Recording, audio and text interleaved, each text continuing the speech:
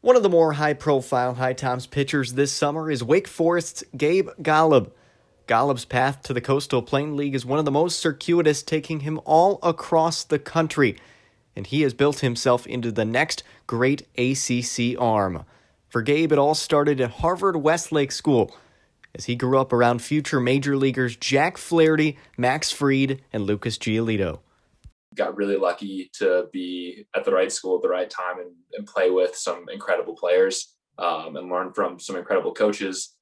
When I was on varsity, that was Jack's junior and senior year. So Jack was a junior when I was a freshman.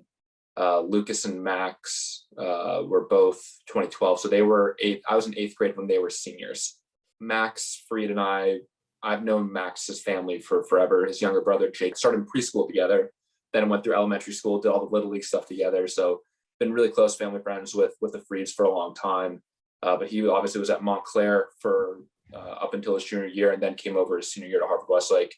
And Giolito, just being around those guys, talking to Lucas, talking to Jack, talking to Max, those three guys to be sort of the young guy, learning from them, especially Jack, because we actually got to play together and have a full season together, was really fun.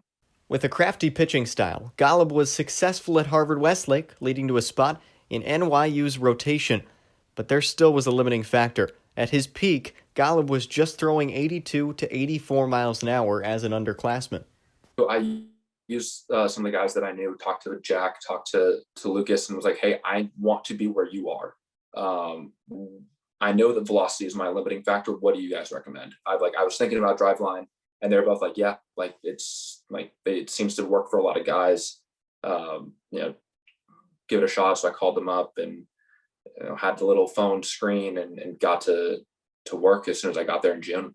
Driveline Baseball is a biomechanic training facility in Kent, Washington, known for their abilities to craft pitchers such as Trevor Bauer, Clayton Kershaw, and Tyler Glasnow. For Golob, the transformation was substantial. The jump in velocity, the jump in strength, the jump in power, everything that we've had just by taking a more analytical and data-driven approach to training. So NYU really allowed me to individualize sort of my training to be able to accomplish those goals, and showed that it worked. I came back after that summer throwing 88, 90. So I set a school record for strikeouts and then broke it in the next start. Off to a really good start. Our team looked really good. Our offense was clicking. And then the pandemic hit, ending Golub's breakout season.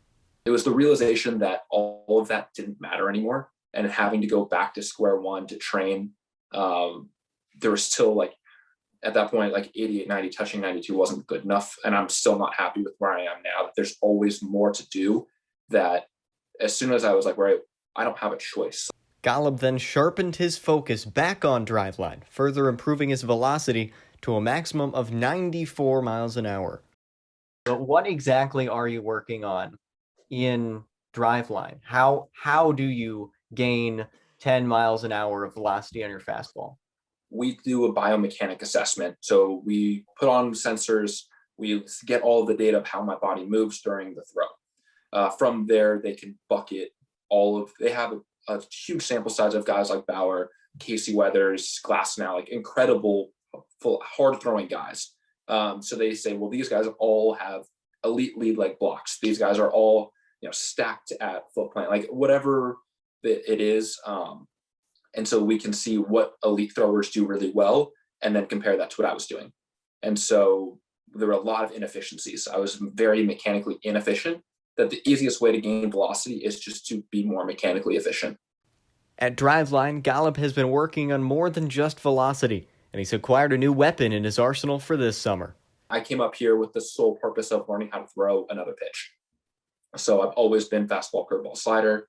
I decided I wanted to add a cutter into the mix. So I came up here from Arizona, came back up to Washington, got in the pitch design lab, and have a cutter now that I'm really excited to compete with and use. And the metrics on it are really good. With the COVID shutdown, I've been basically with Driveline or training in Arizona, and have gotten that for about a year and a half. So I'm excited to finally be able to compete and get guys out again.